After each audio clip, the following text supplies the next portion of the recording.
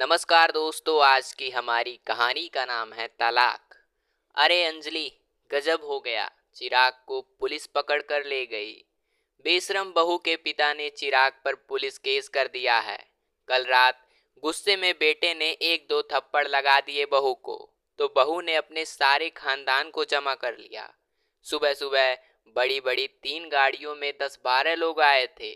थोड़ी देर में पुलिस भी आ गई और बेचारे मेरे बेटे को वह लोग सारे मोहल्ले के सामने जबरदस्ती ले गए। शारदा जी ने रोते हुए अपनी बड़ी बेटी को फोन पर बताया। मैंने तो पहले ही सचेत किया था माँ कि घर में दुर्योधन ना करो। बेटे की बुराई पर पर्दा मत डालो। तुम्हारी ही सह में पाकर वह इतना आवारा बन गया है। तुम तो उसकी गलती पर भी गलत को गलत नहीं बोलती थी। उसकी हर बात पापा से छुपाती थी। तुम महाभारत की गंधारी की तरह आंखों पर पट्टी बांधकर बैठी रहती थी और बेटे को दुर्योधन बना दिया। पापा जब जरा जोर से भाई को उसकी गलती पर डांटते थे, तब तुम पापा से भी लड़ बैठती थी।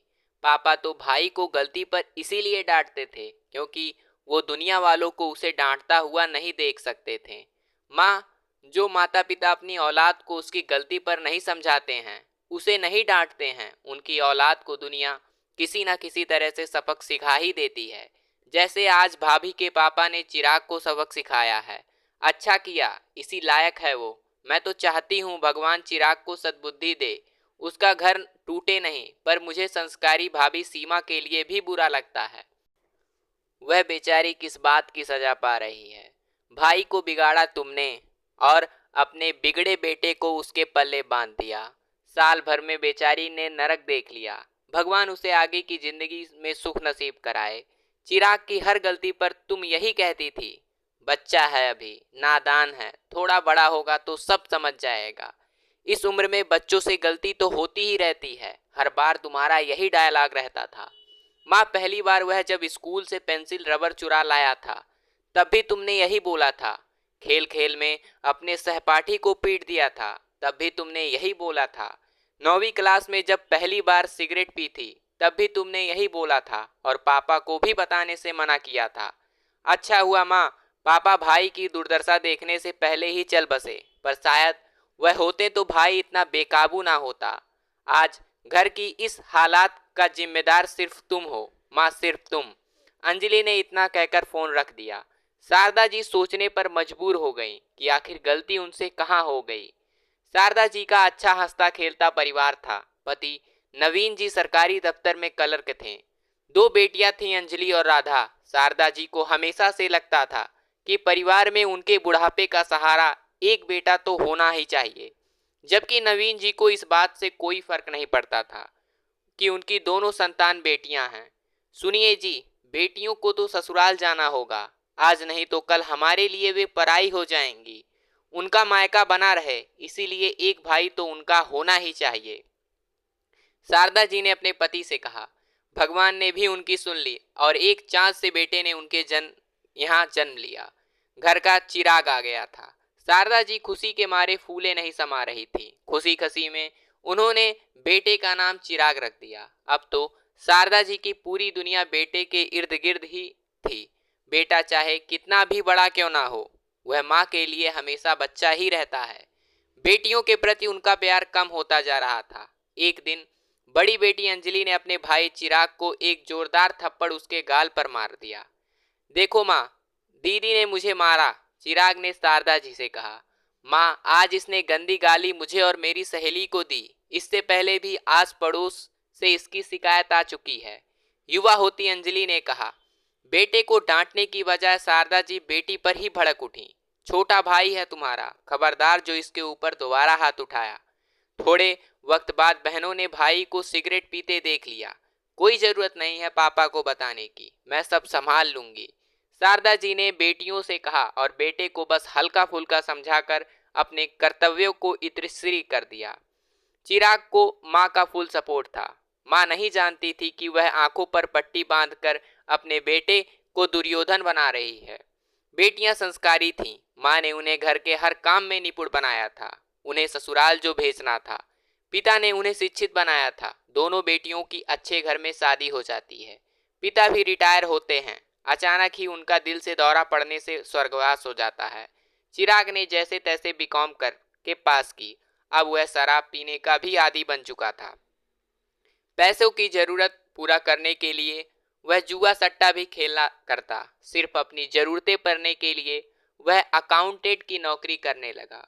उसे तो अपनी माँ की आदत भी शुद्ध नहीं लगती थी। अब वो उन्हें भी पलटकर जवाब देता। माँ कहती, बेटा तुम्हारे पापा की थोड़ी सी पेंशन पर घर चलाना मुश्किल होता है। कोई अच्छी नौकरी ढूंढ लो या नौकरी के साथ कोई और काम ढूंढ लो। तुम्हारी उम्र अब 30 साल हो गई है। अपना आचरण सुधार लो ताकि तुम्हें अच्छे घर की लड़की पत्नी के रूप में मिल सके और तुम्हारा घर बच सके। चिराग को तो बाहर खाने पीने, दोस्तों के साथ मौज मस्ती से ही इंटरेस्ट था। उसे तो शादी बंधन लगता था। दूर दराज के एक रिश्तेदार ने चिराग के लिए सीमा का रिश्ता सुझाया। 4 बहनों में सबसे छोटी सीमा। 3 बड़ी बहनों की शादी होते होते सीमा की उम्र 28 वर्ष हो चुकी थी।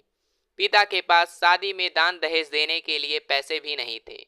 चिराग की माँ शारदा जी जहाँ भी बेटे के रिश्ते की बात चलाती, वहां से चिराग के खराब चाल चलन के कारण ना हो जाती। सीमा के लिए चिराग का रिश्ता आता है, वो भी बिना दान दहेज के। बस लड़की संस्कारी, घर में काम और दक्ष, सुंदर होनी चाहिए। चिराग देखने में अच्छा था, इकलौता बेटा था। बहनों की शादी हो चुकी थी। दोनों कमरों 2 कमरों का खुद का घर था जो पिता ने बनवाया था। 25,000 की नौकरी थी, लेकिन 40,000 बताया गया। लड़की वाले झांसे में आ गए। इस तरह सीमा और चिराग का रिश्ता तय हो गया। चिराग तो अपनी माँ का सिर पर चढ़ा बेटा था। घर में लाड साहब बनकर रहता था। चिराग हर बात में सीमा को शुरुआत से ही दबाने की कोशिश करता। उसके मुंह पर भी कुछ कहने से परहेज नहीं करता। पति पत्नी का रिश्ता बराबरी का होता है। पत्नी की इज्जत करनी चाहिए, यह बातें तो उसे किसी ने सिखाई ही नहीं थी। वह तो बस अपने ही घमंड में चूर रहता। किसी भी बात से उसे ना सुनने की आदत ही नहीं थी। आए दिन घर में कलेश होता।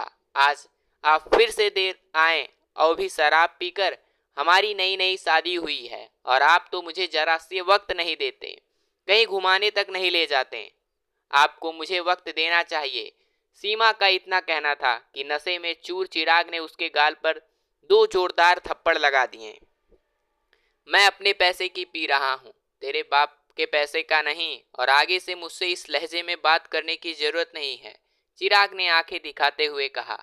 पहली बार तो सीमा चुप रह गई। उसने सोचा माँ बाप को बताने से क्या फायदा, बेकार में वह बेचारे परेशान हो जाएंगे। चिराग अपनी कमाई का ज्यादातर हिस्सा शराब, जुए, बाहर खाने पीने में खर्च कर देता। अब तो घर पर रिकवरी करने वाले भी आने लगे। एक दिन छोटी सी बात पर गलती ना होते हुए भी चिराग ने सीमा को बहुत खराब शब्द कहा और बेल्ट से भी पीटा। सीमा यह सहन न कर पाई। उसने अपने पिता को फोन लगाया और चिराग के बारे में सारी सच्चाई बताई। बहू, अगर पति ने कुछ कह दिया तो इसमें इतना बुरा मानने वाली क्या बात है? अगर 2 थप्पड़ मार भी दिए तो क्या बुरा मानना? शारदा जी ने बेटे को समझाने की बजाय बहू को ही समझाया। घर में चारों तरफ ठीक वैसी ही शांति थी जैसे कोई तूफान अभी गुजरा हो। उसके बाद होती है, सीमा के माता पिता आते हैं। बेटी का घर बसा रहे, इसीलिए दामाद को सिर्फ समझा कर चले जाते हैं। इस पर भी चिराग अपने अंदर कोई बदलाव नहीं लाया। थोड़े दिनों बाद चिराग शारदा जी से कहता है, माँ हमें यह घर गिरवी रखना होगा। सिर पर बहुत कर्जा हो गया है, तनख्वाह से कुछ नहीं होगा। तभी सीमा बोती है, क्यों, घर क्यों बेचना पड़ेगा? फिर हम कहाँ जाएंगे? आखिर आपको इतने पैसे की क्या जरूरत? कहीं आप जुए सट्टे में तो पैसे नहीं हार गए? सीमा ने संदेह करते हुए आश्चर्य से पूछा। तुमसे किसने कहा बीच में बोलने के लिए? घर हमारा है, हम जो चाहें सो करें, तुम्हें क्या? चिराग ने कहा, अब आपको अपनी जिम्मेदारी समझनी चाहिए। आप शादीशुदा हैं, आपके ऊपर आपकी माँ और पत्नी की जिम्मेदारी है। कल को हमारा परिवार भी बढ़ेगा। अच्छा आचरण कीजिए, अपने काम पर फोकस कीजिए। आप कहे तो घर की स्थिति को देखते हुए मैं भी नौकरी कर सकती हूँ। सीमा बोली। चिराग ने गुस्से में सीमा पर हाथ उठा दिया। चिराग का व्यवहार सीमा के लिए बर्दाश्त से बाहर था।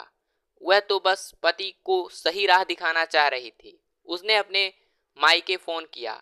स्थिति हाथ से निकलती देख सबको बुलाया। समधन जी, आपके बेटे का हमारे बेटी पर हाथ उठाना कहाँ तक उचित है, जबकि उसने परिवार के हित में बात कही। हर रिश्ते को दिल से निभाया। सीमा के पिता ने शारदा जी से कहा, समधी जी, इसमें मेरे बेटे की क्या गलती? आपकी बेटी ही उसे उकसा रही है हाथ उठाने के लिए।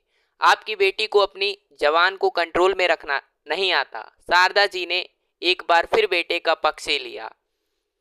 उसे समझाया जाता है जिसे जो समझने को तैयार हो। शारदा जी तो मेरी मुर्गी की एक टांग वाली स्थिति को लेकर बैठी थी। सीमा के पिता सीमा से पूछते हैं, बेटा क्या फैसला है तुम्हारा?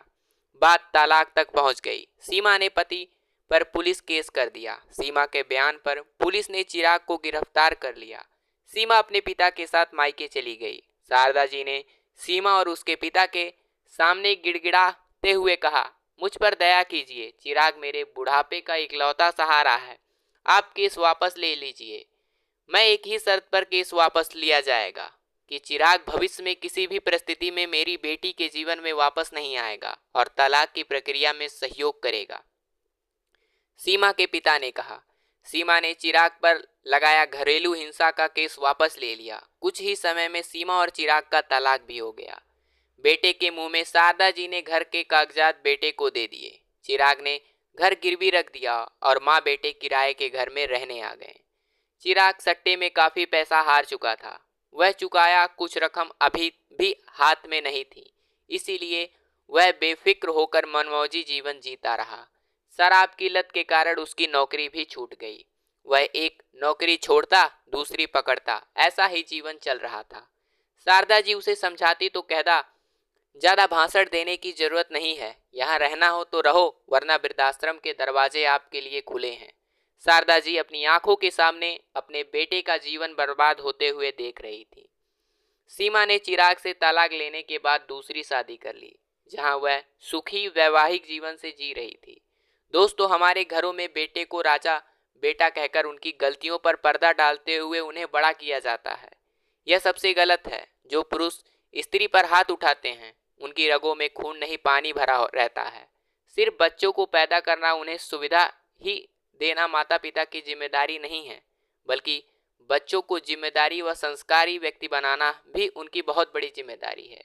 इस स्टोरी को लेकर आपकी क्या राय है, नीचे कमेंट करके जरूर बताइएगा। और ऐसी ही बेहतरीन कहानियाँ सुनने के लिए हमारे चैनल को सब्सक्राइब करना मत भूलिएगा। और ये भी बताइएगा कि सीमा ने सही किया या गलत। हम आपके कमेंट का इंतजार करेंगे।